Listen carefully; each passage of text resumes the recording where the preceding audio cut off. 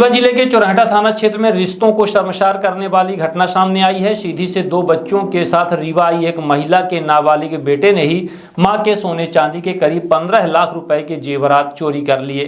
घटना की जानकारी मिलते ही चौराहा पुलिस ने मामला दर्ज कर जांच शुरू की। पुलिस ने त्वरित कार्रवाई करते हुए नाबालिग आरोपी को सीधी के जमोड़ी से गिरफ्तार कर लिया। पुलिस ने आरोपी के कब्जे से चोरी किए गए जेवरात भी बरामद कर लिए हैं। बताया जा रहा है कि पूछताछ के दौरान नाबालिग लगातार पुलिस को गुमराह करता रहा, लेकिन सख्ती से पूछताछ करने पर उसने चोरी की बात कबूल कर ली। प्रारंभिक जांच में सामने आया है कि आरोपी ऑनलाइन गेमिंग के लत में पैसे जुटाने के लिए अपनी ही मां के गहने चुराकर फरार हो गया था। फिलहाल पुलिस मामले की आगे की जांच में जुटी है और यह भी पता लगाया जा रहा है कि चोरी के जेवरात बेचने की कोशिश तो नहीं की गई थी।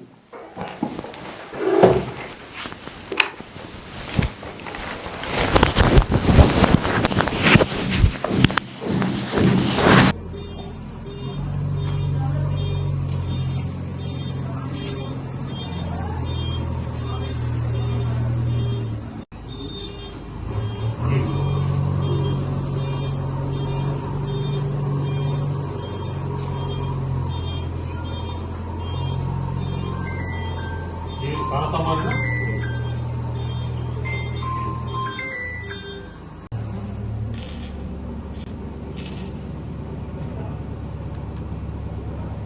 आओ।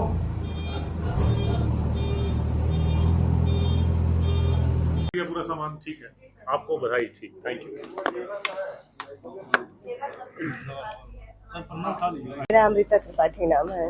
क्या घटना हुई थी आपके साथ? 15 लाख के जेवर चोरी हुए थे, क्या मामला क्या था? मेरा बेटा मेरे घर से लेके और किसी को दे दिया था। फिर इसके बाद मैं सर लोगों के पास आई मदद के लिए, तो ये सर मेरी बहुत मदद किए। सभी लोग मेरी बहुत मदद किए, मान लीजिए। मेरा लेके गए थे, क्या सीधी लेके गए थे सर, सीधी हाँ, वो लेके सीधी चला गया था, तो फिर हम लोग सीधी लेने गए थे जमोड़ी थाना। अच्छा, जेवर लेके क्या करना चाहते थे, बताया? नहीं, ये तो नहीं बताया सर। कुछ गेम वगैरह खेलते थे जिसके लिए कुछ ऐसा कर्जा? हाँ, गेम तो सर खेलता है, वो मोबाइल में गेम खेलता है। उसी का कुछ कर्जा वर्जा उसमें चढ़ गया? नहीं, वो ये नहीं बताया कि मैं क्यों लिया, कारण नहीं बताया, वो रीजन अभी भी नहीं बताया कि मैं ऐसा क्यों किया। नहीं तो यहाँ से मतलब यहाँ कांड करने के बाद जब वो सीधी तक पहुँच गया, क्या मानसिकता थी, क्या चाहता था आपका बच्चा जो साथी उसके सामने? अब सामान वो हमारा ले लिया था तो बेचता और क्या करता, पैसा लेता उससे। उससे आपने क्या बात की, क्या आवश्यकता थी? ऐसा आवश्यकता उसको कुछ नहीं थी सर, कोई आवश्यकता नहीं थी, बस ऐसे उसमें नादानीपन में वो ऐसा कर गया वो। अभी आपसे उनकी बात हुई क्या? हाँ, मेरी बात हुई उससे। क्या बता रहे, क्यों ऐसा मतलब? हो गया मम्मी, गलती हो गई मेरे से, एक बार माफ कर दो मम्मी, मेरे से गलती हो गई, बस इतना ही बोलता है, इससे ज्यादा कुछ नहीं बोलता वो। तो उसकी नीड क्या, जरूरत क्या थी? कोई जरूरत नहीं, बता तो रही हूँ मम्मा, गलती हो गई मेरे से।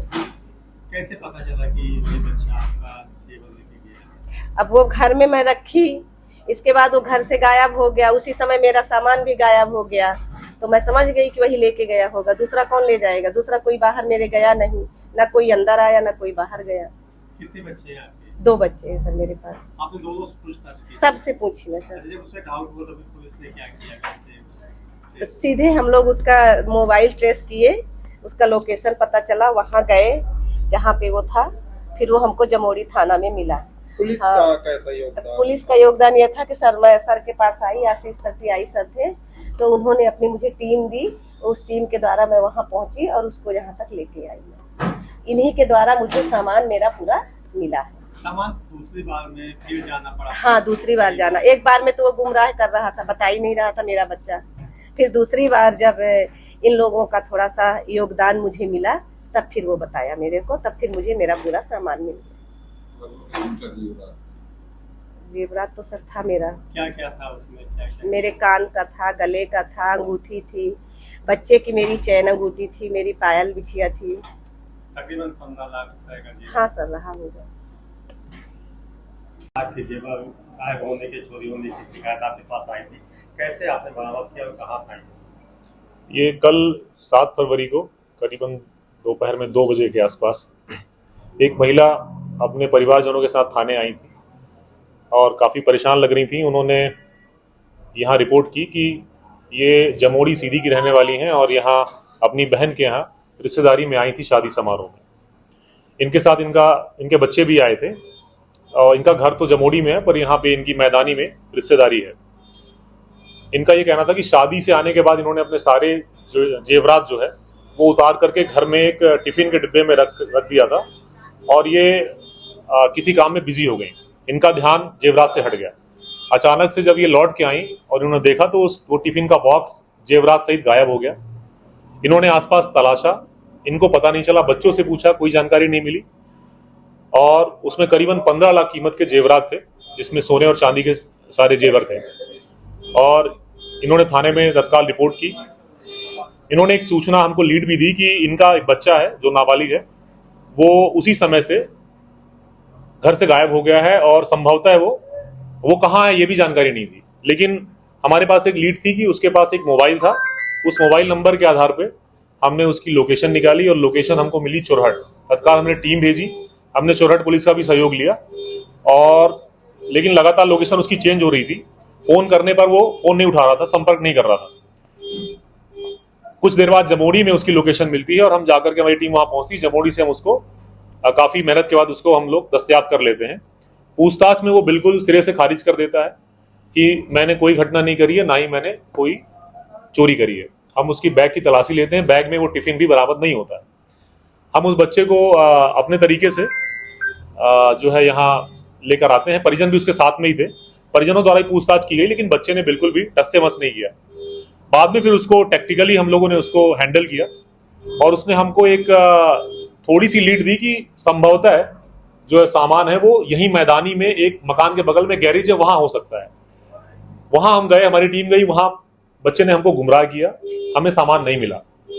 हम लोग, लेकिन सभी लोग लगे रहे और हमें उम्मीद थी कि शायद उसकी बातों से लग रहा था कि हो ना हो सामान इसी के पास है। और अंततः उसने ये बताया कि उसने वो सामान जो है अपने एक मित्र के यहाँ रखा हुआ है जमोड़ी सीधी में।